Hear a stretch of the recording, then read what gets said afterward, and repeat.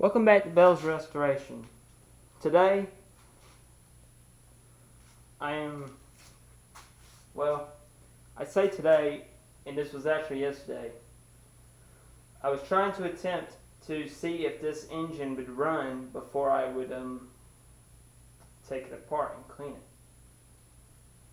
Which is the plan, is to fully restore this thing. And I just wanted to see if it would bust off after 20 years of sitting. I filmed a bunch yesterday trying to get it to start. I pulled tank, cleaned, which the tank has a hole in it which I'm going to try to repair myself. The carburetor had like a dirt dauber's nest up in it and it had to be cleaned out, and it's all good and fine. The coil itself, the spark plug coil, works real great. At first, when I was trying to see if it had spark, it would not have no spark, and I was wondering why. I done everything trying to fix the spark problem. I took some sandpaper and I cleaned the flywheel and all. It still didn't do nothing.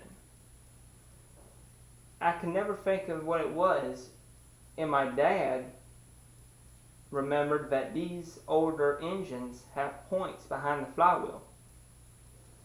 And when we took the flywheel off and took the points cover off, water just came right out of it where the points were at. And the points really did not look that bad. They was just had a bunch of corrosion on it. So we cleaned that up, put it all back together, and it now has spark. So, you're probably wondering, why ain't we running it right now? Well, we'll get to that in a minute. So, I just gave up trying to get it crunked the other day, and I waited until today, and I weren't really thinking much upon it, but I remembered something. The valves sometimes will get stuck in the engine and will cause it not to run right or at all. So I pulled off the head, and the piston and the valves, well, the piston itself is clean. It doesn't look like it's had much run time on it. It's a clean piston, but the valves on the other hand were corroded. They had stuff all over them. The carburetor valve was going up and down like normal, but the exhaust valve, it was sticking. And a while ago, I was working it back and forth, and eventually it started going up and down on its own again. So I put some gas down the spark plug hole, which I know somebody's going to say that's not the right way to do it. But I done it anyway. I done that a couple of times, pulled on it, and eventually it crunk up. Which is what I want to show you right now. It will crank. It ran for a split 2 seconds before it shut off. Now I want to demonstrate how I done this.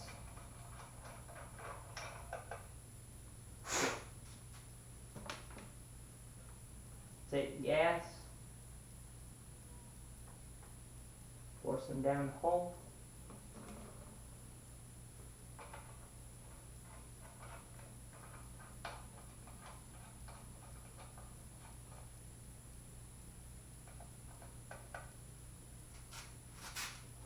Now you might have to be patient with me because this pull start is not the best.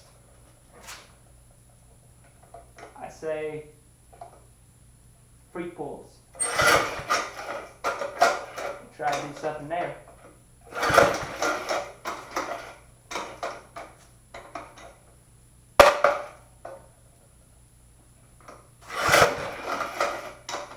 Well, I was wrong.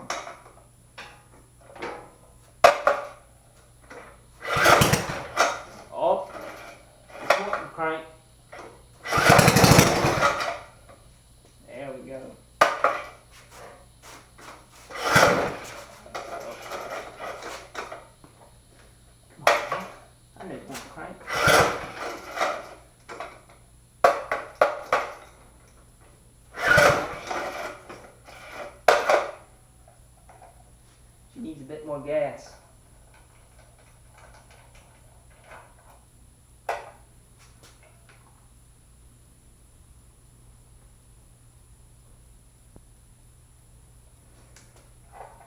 No more on that time.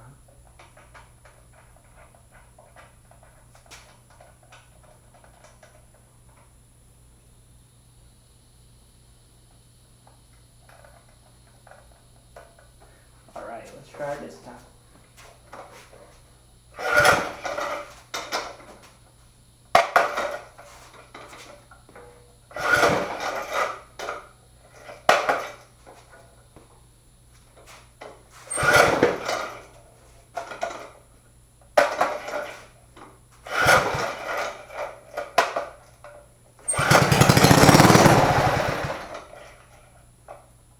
There we go.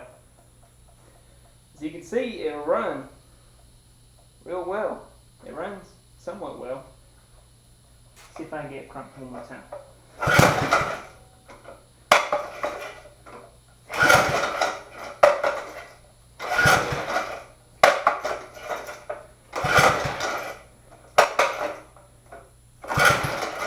Well, it's not going to run again, but as we can see, it does run, which is a good sign. The next video I plan to do is going to be completely dismantling the thing. I ain't going to start on the motor disassembly. I'm going to have that for a separate video. But this does run. It won't stay running, but it is running. I plan to have another video come out on Wednesday, this Wednesday.